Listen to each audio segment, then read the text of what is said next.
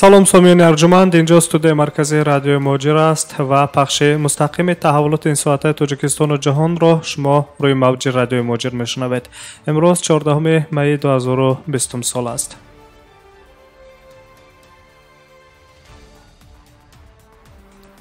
президенти ҷумҳурияи Тоҷикистон Эмомалӣ Раҳмон имрӯз бо раисони вилояти Суғд, шаҳрҳои Кӯлоб, Норак, ноҳияҳои Вахш, Файзобод, Нуробод, Рашт ва Лахш суҳбати телефонӣ анҷом дод. роҳбарони минтақаҳои кишвар ба раисҷумҳур телефони ҳисоботии худро дар бораи пешгирии пандемияи коронавирус дар минтақаҳои зери раҳбарияшон ироа доштанд. сарвари давлат аз раисони вилоят ва шаҳру ноҳияҳо талаб кард, ки кӯмакҳое ки ба онҳо дар мубориза бар зидди коронавирус расонида мешавад мақсаднок истифода баранд. ҳамчунин президенти ҷумҳурияи Тоҷикистон Эмомалӣ Раҳмон ба табибони тоҷик ки бар зидди вируси COVID-19 мубориза мебаранд изҳори сипос кард ва аз раҳбарони минтақаҳои кишвар хост, ки сипосгузории ӯро ба табибон расонанд. ёдовар мешавем, ки раисҷумҳур аз фонди захиравии президент 12,4 миллион сомонӣ барои пардохти иловагӣ ба маоши табибон ҷудо кардааст. ҳамчунон маоши моҳонаи худро ба суратҳисоби махсус ҷиҳати тақвияти корҳои табобативу безараргардонӣ дар мубориза бо вируси короно равона намуда буд, ки ин амал низ барои дигар нафарон ибрат гашта, саховатмандон ин тадбирро низ идома дода истодаанд. кормандони тиббие, ки бо пешгирӣ ва табобати паҳншавии бемории коронавирус мубориза мебаранд, дар тӯли 3 моҳ ба андозаи як маоши иловагӣ ба маоши моҳонаи онҳо ҳар моҳа зам мегардад. ҳамчунин роҳбарони мақомоти иҷроияи маҳаллию ҳокимияти давлатии вилоятҳо, шаҳру ноҳияҳо ва соҳибкорону саховатпешагон ба табибон ва оилаҳои онҳо ҳамарӯза маводҳои мавориди ниёзи аввалия кӯмак мерасонанд.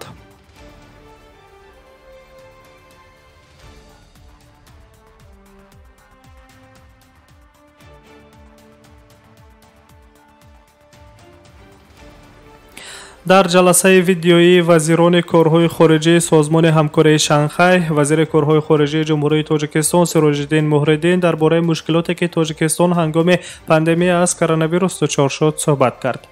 вазири корҳои хориҷии Тоҷикистон масъалаи амниятро дар Осиёи марказӣ баррасӣ намуда ба намояндагони кишварҳои узви созмони ҳамкории Шанхай дар бораи таҳдидҳо аз Афғонистон ёдрас шуд. Сироҷиддин Муҳриддин зарурати таҳкими минбаъдаи сарҳад байни Тоҷикистону Афғонистонро таъкид кард.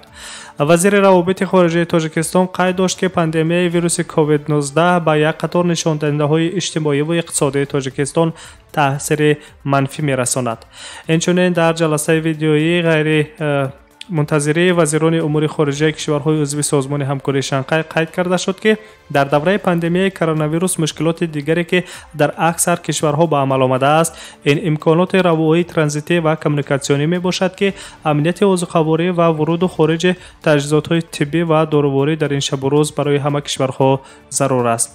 мавзӯи асосии ҷаласаи ғайринавбатӣ муқовимати кишварҳои узви созмон бо коронавирус ва оқибатҳои иқтисодии пандемия буд.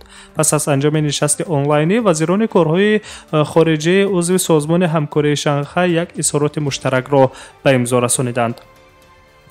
изҳороти давлатҳои аъзои созмони ҳамкории Шанхай суръати паҳншавии коронавирус дар ҷаҳон, зарурати дастгирии ҳамкориҳои иқтисодӣ дар давраи пандемия ва пас аз он барқарор кардани суръати иқтисодияти кишварҳоро зарор медонад. ҷонибҳо инчунин самаранокии гуфтагӯи доимии намояндагони соҳаи тандурустиро таъкид доштанд. дар робита ба тақвияти ҳамоҳангсозии кишварҳои созмони ҳамкории Шанхай дар доираи созмони милали муттаҳид ва хусусан дар доираи чорабиниҳо бахшида ба 75-солагии ғалаба дар ҷанги дуюми ҷаҳонӣ ва 75-солагии таъсисёбии созмони милали муттаҳид изҳори андеша карда шуд.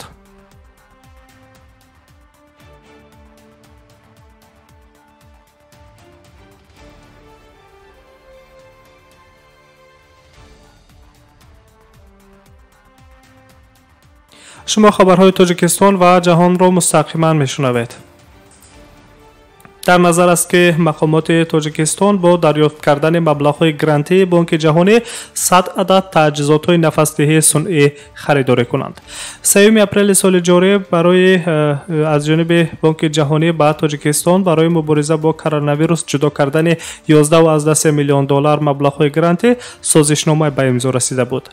طبق سازشنامه گرانتی که با بانک جهانی برای تطبیق لایحه فوق‌العاده اوید به مبارزه با کووید 19 در تاجیکستان به امضا رسیده است، خرید تجهیزات داروواری به ضررگردانی، خرید لباس‌های مخصوص طبی، آماده نمودن حداقل 100 کت علاوگی در بیمارخانه‌های سرایتی و خرید دیگر جواز ضروری برای کارمندان ساحه طب در نظر است. 13 اپریل هنگام تصویب این سازشنامه از جانب پارلمان جمهوری، مسئولان وزارت تندرستی و حفظ اجتماعی اهالی جمهوری تاجیکستان گفتند که از این مبلغ گرانتی بانک جهانی خرید 100 عدد دستگاه نفس‌دهی صنعی نیز در برابر دیگر موادهای داروواری در نظر است. اما مسئولان وزارت تندرستی قید کردند که این دستگاه ها با سبب افزایش طلباتش در جهان نرخش نیز یک باره بالا رفت. قبلا یک عدد دستگاه نفس‌دهی صنعی $10,000 ایالات متحده آمریکا ارزش داشت و امروز آن الکی به $150,000 ایالات متحده آمریکا فروخته می شود و نه در همه کشورها آن را دریافت کردن ممکن است. تاکید داشتند مسئولان وزارت تندرستی و حفظ اجتماعی اهالی جمهوری تاجیکستان در پارلمان.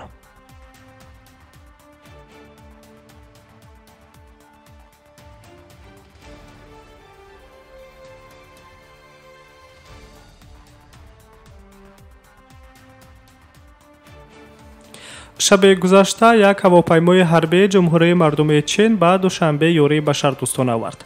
موادهای رسانیده شده بشردوستانه جانب چین برای دختران حربی وزارت مدافع جمهوری تاجیکستان پیش بینی شده است. دختران نظامی تاجیک از همتایان چینی خود 13 نامگاه تجهیزات طبی از جمله دستگاه نفس‌دهی صنعی به مبلغ 2 میلیون یوان دریافت کردند. یادآور می‌شویم که قبلا به تاجیکستان در شکل جداگانه از جانب شهرهای چینداو و سیامن جمهوری مردمی چین کمک رسانیده شده بود. همچنین 10 می سال جاری در گذرگاه سرحدی قلمه قرسو جانب تاجیکستان موادهای لازمه طبی که مبلغ عمومی آنها زیاده از $479,600 ایالات متحده آمریکا گفته میشد همچون کمک بشردوستانه از جانب چین دریافت کرده بود.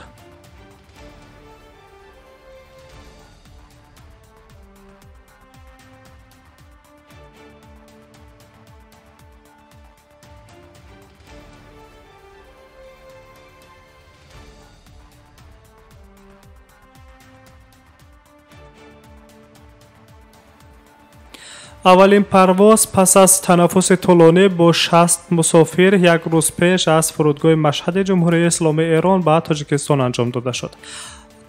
طریق هواپیمای مذکور همچنان به جمهوری یاری بشردوستانه جانب ایران رسانیده شد. پس از توقف موقتی پروازها بین تاجیکستان و ایران دوباره برقرار شدند. خبر می‌دهد اگنتی ایرنا. بنا به گفته نماینده فرودگاه بین المللی شهر مشهد حسن جعفری، روز 13 می پس از تنفس طولانی اولین پرواز با 60 مسافر از بندر هوایی ایران به سمت تاجیکستان پرواز کرد. غیر از این هواپیما به تاجیکستان کمک بشردوستانه جانب ایران را نیز رسانید. یادآور بشویم که از 24 فوریه کشورها حرکت هواپیماها را با سبب پاندمی کرونا ویروس تا به اعتدال آمدن وضع متوقف کرده بودند. قبلا پروازها به تاجیکستان از جانب شرکت هواپیمایی ایرانی ورش ایرلاینز انجام داده میشد. پروازها هفته یک مرتبه در مسیر مشهد دوشنبه مشهد و تهران دوشنبه بشکک دوشنبه تهران صورت می گرفت. در نوبت خود هواپیماهای شرکت‌های تاجیک ایر و سامون ایر نیز از جمهوری تاجیکستان به ایران پرواز کردند.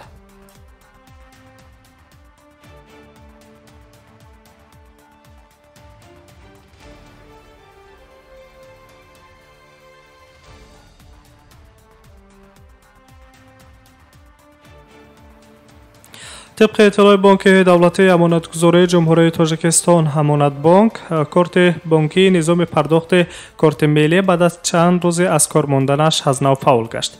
قید کرده می شود که مشکلات تکنیکی در نظام پرداخت کارت ملی برطرف کرده شده است و دارندگان کارت ملی می توانند از آن استفاده برند. یادآور می شویم که دارندگان کارت ملی قبلا از آن شکایت کردند که از روز دوشنبه گذشته آنها نمی توانند از این کارت ها مال و خدمت رسانی ها را پرداخت کنند و اینچنین پول نقد را از بانکمات ها طریق این کارت بگیرند. مسئولان مرکز خدمت رسانی پرداخت کارت ملی میگویند که طی 2-3 روز یک مشکل تکنیکی به وجود آمد. متخصصان در حل آن جلب کرده شده و آن مشکل برطرف کرده شد و دارندگان کارت ملی حالا می توانند به ممانعت از آن استفاده برند.